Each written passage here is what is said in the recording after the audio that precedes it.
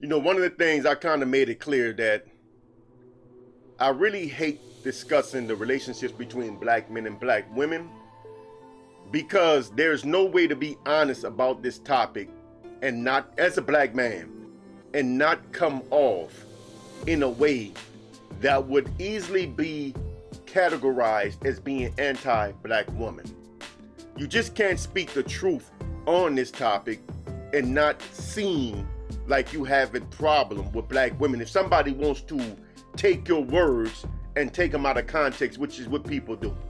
You know, everything you say is going to be twisted. Everything, your true intents behind your words, or your true meaning behind the words, or the nuance used in the discussion will never be considered.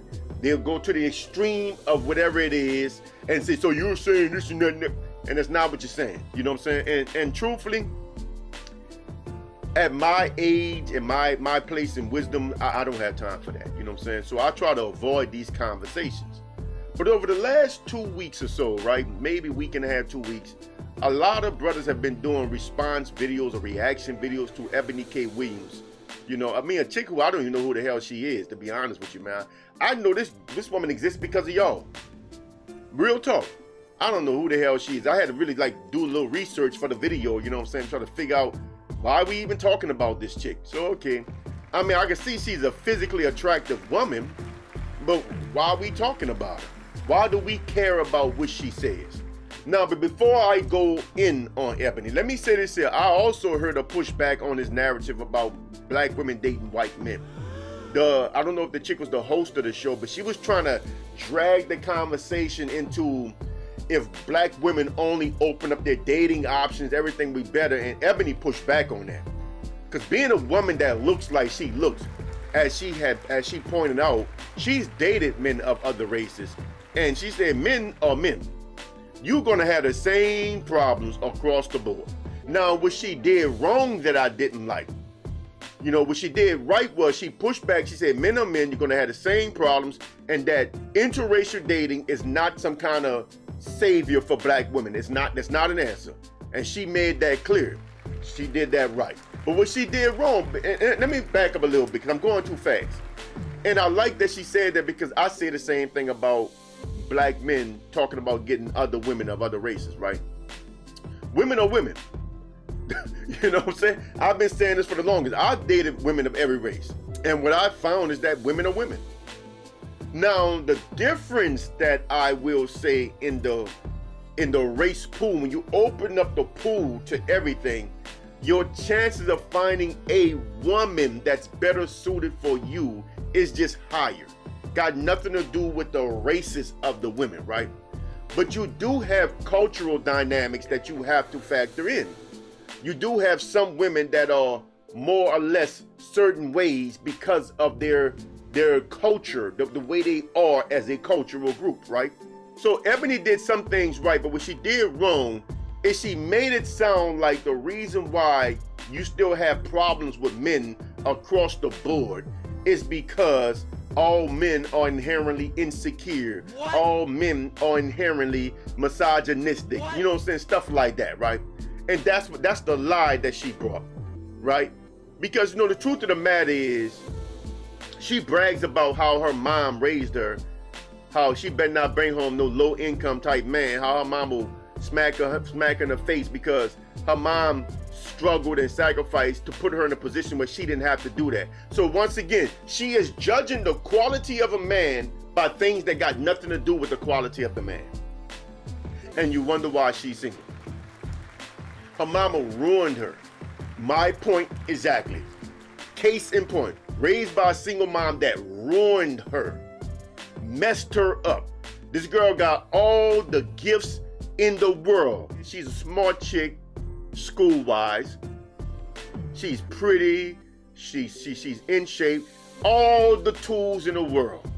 She's commercially successful. but yet she don't have a man of any race. What's the common denominator? Ebony. She can sit there and accuse all men of being this or that. That's a lie. You can't tell me she can't find no man that wasn't insecure. You can't tell me she couldn't find no man that wasn't misogynistic. It's a lie. The truth is she is the problem. The truth is she is a feminist. And feminists by their own characteristics are very aggressive and domineering towards men. She got this part where she talks about how she had a man at one time that she paid all the bills for, right? He was a grad student, she was already a lawyer, and she was paying everything while he was going to college. And she said these men will resent you. She said they love the lifestyle that you're allowing them to have, but they hate you for it because they don't want to have to hold their hand out and ask you for anything. They don't want to have to ask you where they're going for vacation because they can't run stuff with you. Well, here's the problem, and this is something I try to tell all you dudes. If you dudes allow a woman to choose you, you will still be the leader. The problem with you dudes is that y'all are chasing women. And the problem with women like Ebony is that she wants a man that chases her so she can have a certain footing. Listen, but they teach you this in business school. The person that comes asking is in the position of weakness. That's why I did that old video, one of my early videos, saying black women negotiate from positions of power. They date from positions of power. Because they are allowing a man to come to them, which means she is something he wants, which means she has all the power over him. She is never going to go after a man she wants because she's not going to have the power over him. If Ebony really wanted a man, she would first of all go after a man she wants. And with her looks, she will get him. Her only obstacle right now is her age. She might not be able to have kids right now. But at her age, she should be meeting an older dude at the same time, right? So he should either already have kids or he don't want kids, right? So if she wanted a man, she could get the man she chooses, but she will not have any kind of authority over him because she is the one coming to the table asking for him, which means he is in motion. She is jumping on his bandwagon following him. She don't want to do that. She's honest about the experiences that she's had. She's just not honest about the why she had them. See, that's the thing. She'll tell you that you'll still run into problems with men because men are men. But what she won't tell you is that yes, men are men and no man wants an aggressive, domineering, man energy type of woman. She won't tell you that. She won't tell you that. And the crazy thing is the clip that I wanted to play in this video, she says one thing, right? And then after that, she's on a panel and you hear her say that men don't want these kind of aggressive women, that men don't want this. But again, she would never admit that that's something that's wrong with the women. She'll tell you that men don't want this, but she makes it sound like that's a flaw on men. It don't work that way, my people. And look, this is a lesson for you brothers too. If a lot of you brothers listening to this red pill kind of content, right, y'all like to follow that kind of content, and this content is bending and warping your mind certain ways that's making you very, very hard to deal with for women, you are going to be the common denominator, my brother. Because at the end of the day, I ain't trying to hear nothing. You know how hard it is for a man to not have at least one woman that's dedicated to him? You gotta be a really, really messed up man. Now, granted, if you are above 40, it gets harder to meet people at that age because people slow down. They don't go out as much. Just a lot of stuff changing in your life. It is harder to meet people at that age. And I'm gonna go back to my original point that I was about to make. You gotta be a very messed up man to be in your late teens to early 40s and you don't have at least one woman in your life that's dedicated to you. There is something wrong with you, my brother, and you gotta change you. I ain't trying to hear no excuse you can make. Not one. Not one. I ain't trying to hear nothing about you ain't got your money right, because I was meeting women with them when I was balling, when I was broke. I've always met women. And when I was down, I met women that were willing to help me out, help me get on. In fact, my very first business was invested in by a female.